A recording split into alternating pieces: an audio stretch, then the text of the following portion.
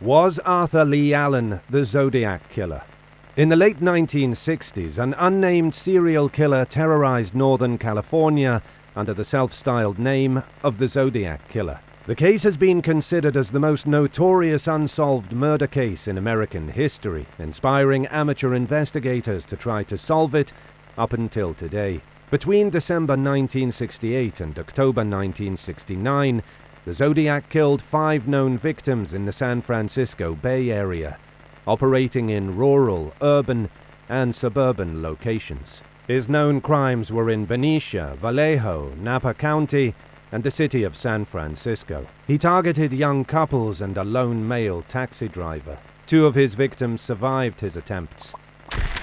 The Zodiac claimed to be responsible for the murders of 37 people, and he has been connected to a number of other unsolved crimes, some in Southern California and others beyond the state. The Zodiac himself coined the moniker in a series of taunting letters and cards he sent to newspapers, threatening explosions and killing sprees if they were not published.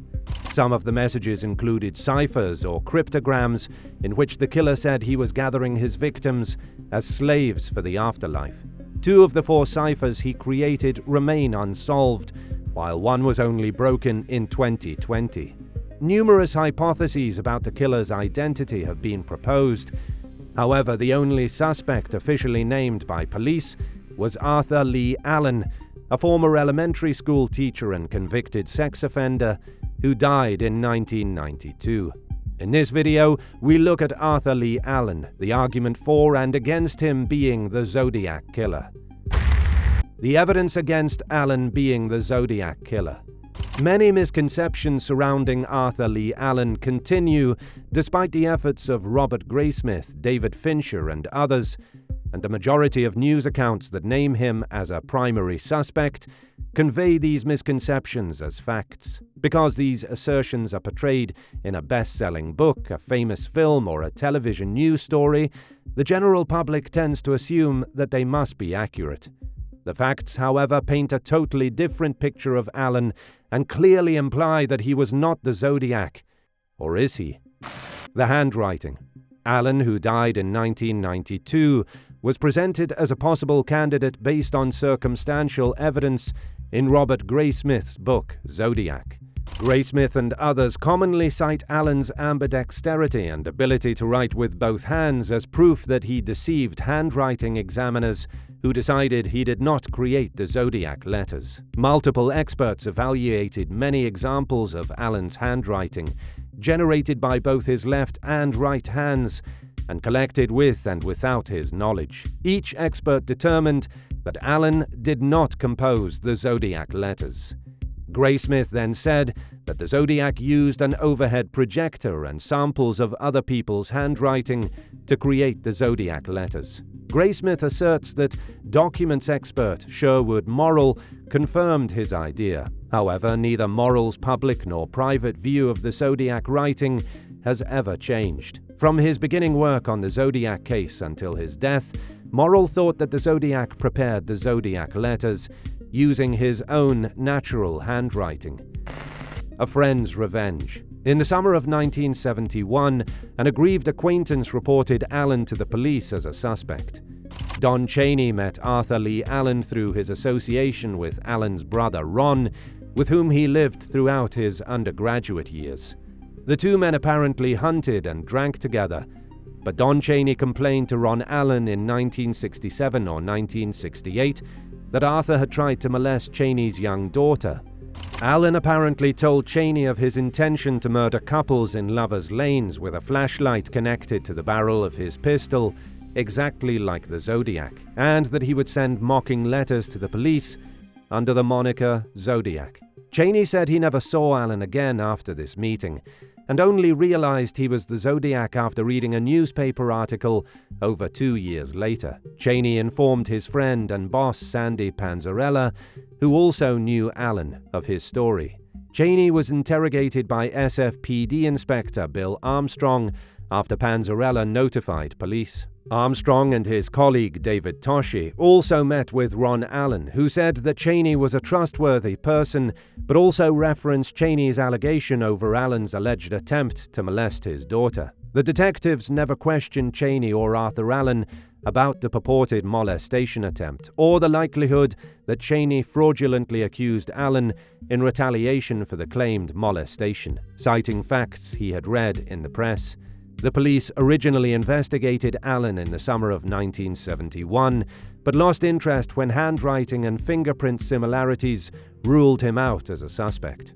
In September 1971, more than a year later, Armstrong called Cheney and chatted with him briefly before submitting a warrant request to search one of Allen's trailers. This request comprised only of material acquired during the first 2 weeks of the Allen probe, and its apparent need was largely based on Cheney's assertions. The examination of Allen's trailer yielded no evidence linking him to the Zodiac crimes. Armstrong and Toschi abandoned the inquiry and never considered Allen a suspect again. Instead, they moved on to other individuals listed in official papers as good suspects, who too, like Allen, were eliminated by handwriting, fingerprints, and other evidence. Was there any evidence at all? In 2002, the San Francisco Police Department said that Allen's DNA was not found on an envelope carrying a verified Zodiac letter. Additionally, the police revealed that Allen's palm print did not match the palm print discovered on the 1974 exorcist letter sent by the Zodiac. Experts on handwriting decided that Allen did not compose the Zodiac letters, and his DNA did not match that found in the letters. Not only did eyewitnesses offer a description of the murderer that did not fit Allen, but several of them also asserted that Allen was not the man they saw. Allen's primary accuser was shown to be a liar who fabricated tales to unjustly blame his estranged friend. The majority of the so-called evidence given by Graysmith and others was shown to be fabricated.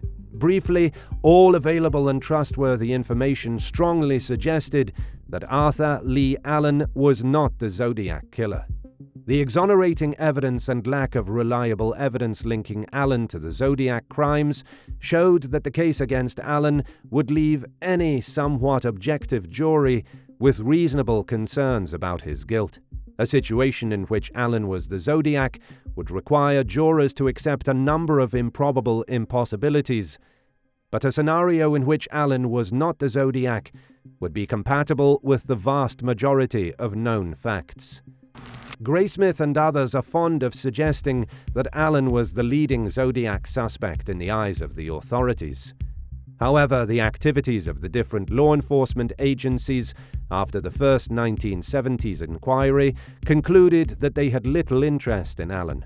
The tales about the suspect that appeared in Graysmith's books and media reports prompted the vast majority of the later inquiries concerning Allen.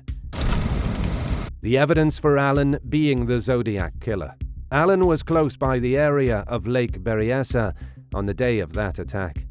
Brian Hartnell and Cecilia Shepard were enjoying a picnic in Lake Berryessa on a small island on September 27, 1969. A man around 5 feet 11 inches tall and weighing more than 170 pounds approached them while wearing a black executioner's hood with clip-on sunglasses over the eye holes and a white 3x3-inch cross-circle insignia on a bib-like device on his chest. He approached them with what Hartnell perceived to be a .45 caliber pistol. The killer had brought pre-cut pieces of plastic clothesline to tie the victims up. After realizing that Shepard had lightly tied Hartnell's hands, the attacker tightened Hartnell's restraints. Hartnell originally felt that this occurrence was a bizarre robbery, but the man pulled a knife and repeatedly stabbed them both, leaving Hartnell with 6 wounds and Shepard with 10. During the journey to the hospital, Shepard slipped into a coma and never regained consciousness. Detective Lynch drove to Elmer Cave Elementary School on October 6, 1969, for reasons that have never been satisfactorily explained, and talked with Arthur Leigh Allen. The one-paragraph item in Lynch's report does not explain how or why he became acquainted with Allen in the first place. However, the short note shows that Allen was questioned about his location on the day of the Zodiac's assault at Lake Berryessa, which happened less than a week before the interview.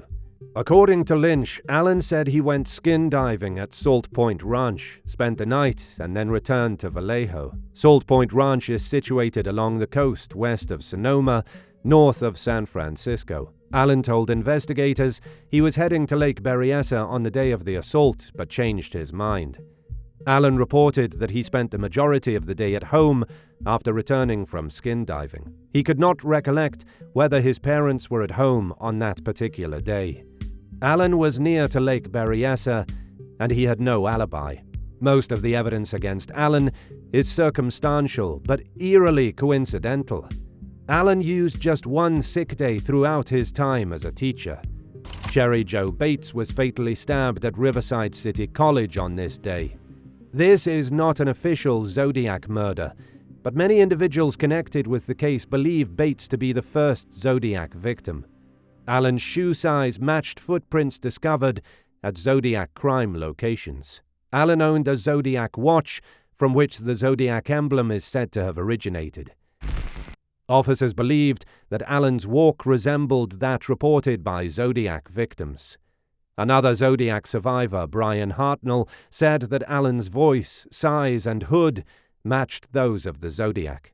Allen had a typewriter of the same make and model that was used to compose some of the Zodiac letters. Allen informed the police that his favorite book was The Most Dangerous Game, a short tale about a rich big game hunter who becomes tired of shooting animals and starts targeting people. This book appears in one of the Zodiac ciphers. Allen was fascinated by the concept of hunting people, according to Allen's friend. A search of Allen's residence revealed that he had created explosive blueprints. These bombs were mentioned in Zodiac letters. The evidence presented against Arthur Leigh Allen has always been seen as circumstantial evidence. He died in 1992 from a heart attack without ever being charged with the killings. The true identity of the Zodiac killer is still a mystery. Thank you for watching Bad Things. Hit the subscribe button, like button, and notification bell, and share our channel for our up-and-coming true crime videos.